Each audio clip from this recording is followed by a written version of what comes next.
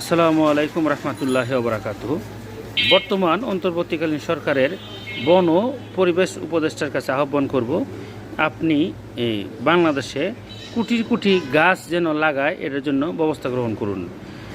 এবং বিশেষ করে তাল গাছ, নারিকেল গাছ, তারপরে খেজুর গাছ, যেসব গাছ মানে দ্রুত বড় হয় এবং অনেক উঁচু হয় এগুলা।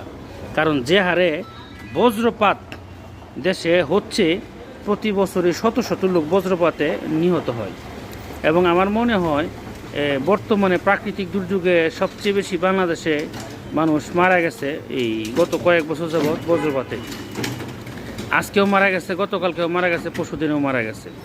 তো বড় বজ্রপাত রুখতে সহজ উপায় হচ্ছে বৃক্ষ। বড় বৃক্ষর মধ্যে বজ্রপাত হয়, পরে তখন মানুষ বাঁচে। আর মানুষ আগে দেখতাম যে ওই বন জঙ্গলে গাছ ছিল অনেক বড় বড়, তারপরে ধানের বিশাল ফসলের ভূমিতে ছিল, হাওরে ছিল, নদী নালার পাড়ে ছিল বড় বড় গাছ, আম গাছ, জাম গাছ, কাঁঠাল গাছ, লেচু গাছ সহ তাল গাছ। এখন এগুলো সব কাইটা সাফ করে হচ্ছে, এখন মানুষ মরতেছে। আমার তো মনে হয় এটা একটা অভিশাপ। গাছ লাগান, পরিবেশ বাঁচান, এটা হচ্ছে আমার ঢাকা নার্সারি। এটা আমি আসতে ধীরে বড় হবে, তারপরে নিয়ে যাবো বাড়িতে।